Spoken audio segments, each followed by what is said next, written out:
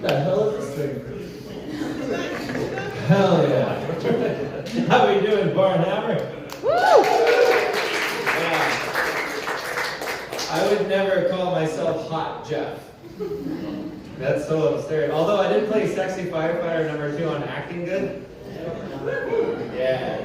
Season 4, episode 2, you can see me swivel a couple times. The audition wasn't even good. They're like, I was like, how do you audition for a firefighter who doesn't speak? How am I supposed to be sexy? And this lady, she was about 45, she was like, you don't understand. That's the sexy part. Don't you say a word, sir. I was like, you want me to strip? And they're like, no, we want you to put this firefighter outfit on as fast as you can. Okay, pop my feet in, everything come up at once.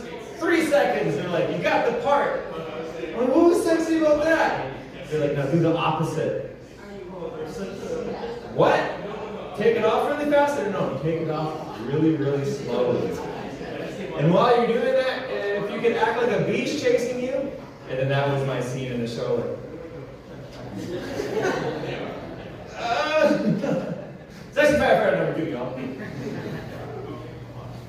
It's not a birthmark. I can hear you whispering. It's a black eye.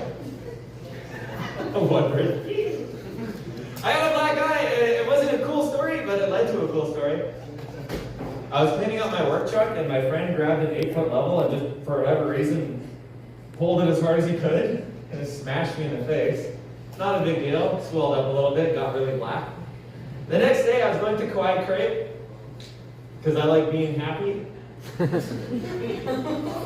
You know the one where they stick an ice cream scoop and then whipped cream and then hot chocolate? It's really yummy.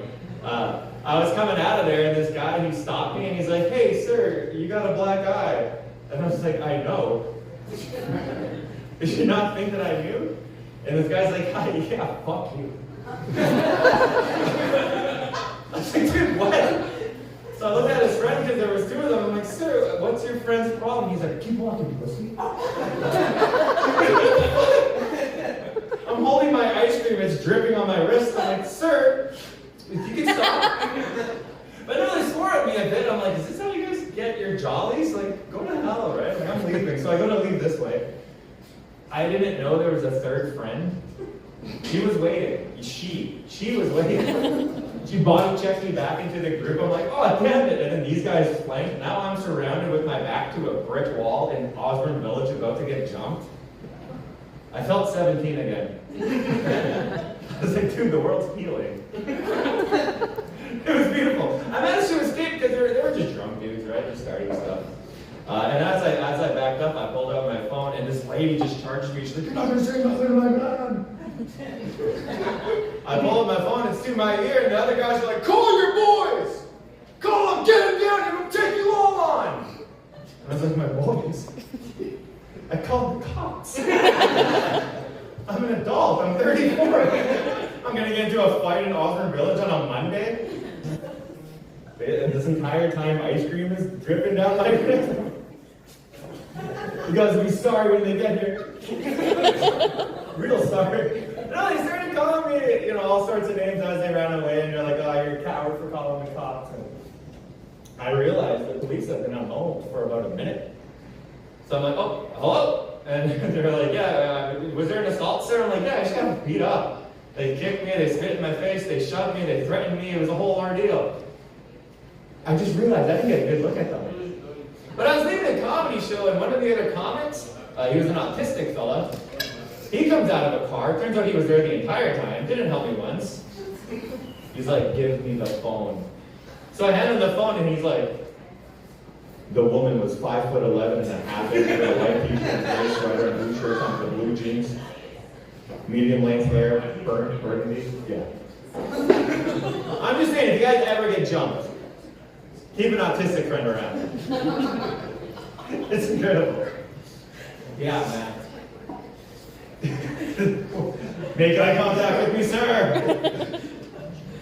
No, it's been great, man. I don't know. Some people like woke up the genes in me, like I'm ready to go now.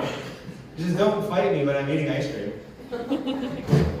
It's just weird. Like some people look at me, And they'll think I'm being like a pretendian or something. You guys know what a pretendian is? You see this? You hear about this? Pretendian? It's a non-indigenous person pretending to be native. Think like you're Buffy St. Marie, the OG. And now Thomas King, author of Inconvenient Indian, just outed himself. He's like, oh, I did a DNA test and confirmed what you all knew. He was a fiction writer, yeah. It turns out the fiction he was writing was his life story. He's like, I've been native. But no, people get so paranoid, they'll turn on each other, and people will look at me, they're like, hey, that light skin, he's not native. Jeff Gobeil? His last name's Gobeil, that's not a native name at all. Also, he can grow a beard. It's not stringy at all.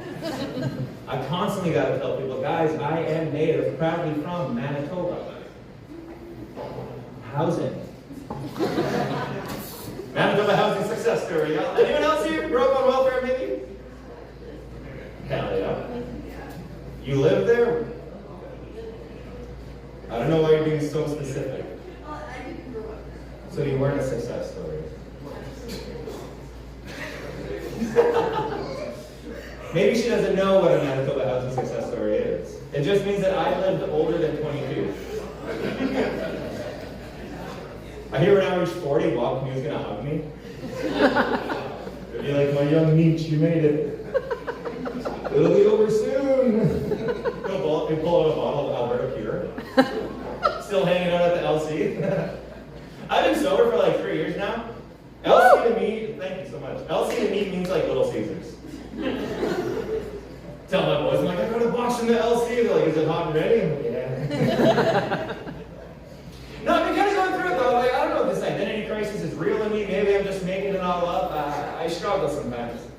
And I'm sharing with my friends. I'm like, I don't know what to do, man. I got to get my head on straight. And they're like, you should go to therapy, talk to a professional. I was like, I'm a man. I get into fights on Monday in the village. I'm a man. They're like, well, then just go to the gym. You're such a man. Dude, I went to the gym to sesh, and 4 minutes on the Stairmaster, I had this epiphany. This like realization, I was like, therapy it is. I'm no man, what? The gym has all these threatening signs on the wall. They're like, don't drop the weights. Don't make them heavy. I'm trying to do reps, boom,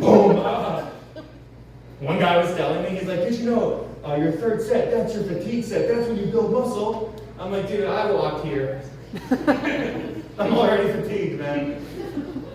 So I ended up talking to a therapist. I thought depression, I thought anxiety. She diagnosed me with insomnia. I was like, the sleepy one? I'm sleepy all the time, but when I get to bed, I can't sleep. And she's like, that's insomnia. I was like, oh, okay, you're saying I'm money. I didn't want to take sleeping pills though. Because they're like, I can write a recommendation to your physician or whatever. So I went on Instagram, TikTok, YouTube. I was just trying to find some healthy alternatives. And I came across this one girl. She was 25 years old, spoke really authoritatively on the subject. No degree, you know the type. You guys might know that. You guys might be the type. The one laughing a little too hard. You might be the type. No, she was giving advice, and she's like, if you want, you can go and leave your bed if you're having a bad batch of insomnia and sleep on your kitchen floor for about 10 minutes. After that 10 minutes, go back to your bed and you'll sleep snug as a bug. I was like, gratitude's supposed to make me sleepy? What the hell? What kind of bad advice is this? Also, that'd be like if you told me, Jeff, I know you got a leak in your roof, but if you were to stand outside the next time it rains for about 10 minutes, no umbrella, go back inside, you'll appreciate the leak. It's stupid advice. Also, how bold of you to assume that my kitchen floor isn't comfier than my bed. Thanks to all the water damage, I sink right in. I'm like, bed of moss. Me and all my mice friends. I think you guys have one more here. Do I have one more? Yeah. Everything is so long. I'm too much of a storyteller, man. I'll share this with you guys quick. Is anyone here in Alcoholics Anonymous? Good, it's anonymous. Like I said, I'm coming up on 3 years sober here, and I was sharing at an AA meeting recently. I was like, I'm having a really good day. Rumors reached out to me and said that I could perform on their stage, and I'm really happy about it. When this lady next to me goes, rumors, sorry, I hate to interrupt you. Rumors? Don't they serve alcohol there? And I was like, yeah. You can go places and not drink. It's kind of the whole program. Don't know if you're picking up on that. And this lady goes like, yeah, but does everyone here know what you do at Rumors? I was like, I don't even think you know what I do at Rumors. What's going on? And finally she just stops it. I am so sorry, I hate to interrupt. Excuse me, this guy to my left, Jeff Cobile, he's a stripper. Like, no, I'm not a stripper. It's Rumors Comedy Club. I do stand up. And then the meeting passed and I started thinking, I was like, hey, wait a second. Do you think I could be a stripper? And she was like, I am so sorry, I didn't mean to cross talk. I was like, don't worry, girl, I am a stripper. I'm acting good, baby. Thank you so much. Let's get Kristen back up here.